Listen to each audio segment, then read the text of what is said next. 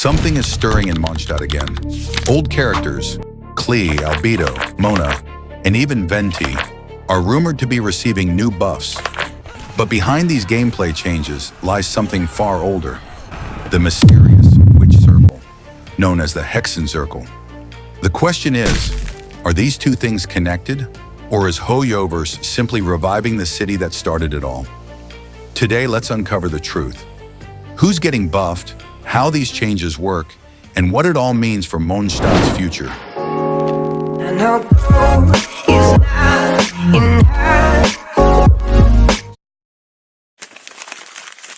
Recent leaks and data mines suggest that several early game characters from Mondstadt will receive mechanical updates and quality of life improvements.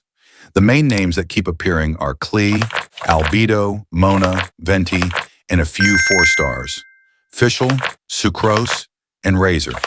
These aren't complete reworks. Think of them as refinements. Smoother ability timing, better scaling, and in some cases, updated passives. Alongside that, a new arcane or witch tag has been mentioned in the leaks, said to grant extra team synergy when multiple tag characters are used together. In short, old characters are being modernized, and Mondstadt may be gaining a new system to make its roster work together more efficiently. But where does this witch connection come from?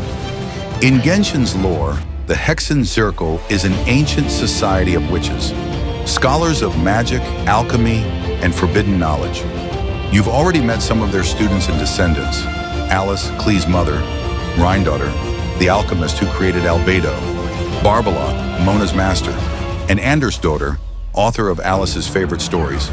These names are all deeply tied to Mondstadt's magical past. So when leaks mention buffs linked to a witch system, it naturally connects back to them. But here's the twist. Not every character in these buffs is part of that circle. Take Venti, for example, Mondstadt's Archon of Freedom. He's not a witch, not an alchemist, not even a scholar. Yet he's reportedly getting gameplay improvements as well.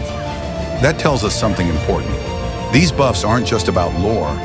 They're part of a broader initiative, a complete Mondstadt refresh, where every major character from the region feels relevant again, both in combat and in story. So why now? Because the early game roster is starting to show its age. Characters from 2020 simply can't keep up with the complexity and scaling of Fontaine or Natlan units. But HoYoverse understands how attached players are to these characters.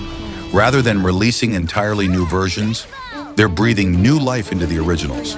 The buffs make them smoother and stronger, while the Hexenzirkel storyline provides a lore reason for that growth. In other words, the gameplay and the story are being refreshed side by side. It's not just a balance update.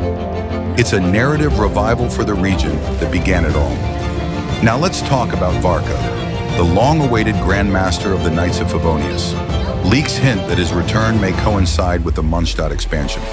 While he's not part of the Hexenzirkel, his presence could bridge the two worlds, the military and political side of Mondstadt, and the mystical and magical side represented by the witches. So while the Hexenzirkel revives Mondstadt's past, Varka could represent its future, a leader uniting old magic with new strength.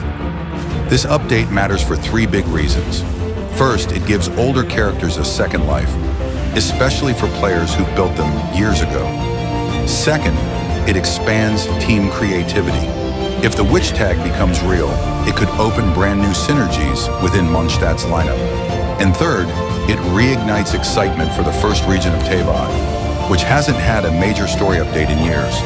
For veterans, this is nostalgia reborn. For newer players, it's a chance to see where Genshin truly began. Of course, every big update has risks. Overbuffing old units could break the meta and make newer ones feel pointless. Underbuffing them might make players feel ignored. And if buffs coincide with rerun banners, HoYoverse could face backlash for power creeping for profit. And remember, leaks aren't guarantees. Details can change before release. So it's better to stay curious but cautious until official patch notes arrive. So, are the witch circle and the character buffs truly connected? Is this really Not necessary? directly, but both are part of one goal: to revive Mondstadt in both story and gameplay. Old heroes are being reawakened, the witches are returning, and Mondstadt is about to shine again.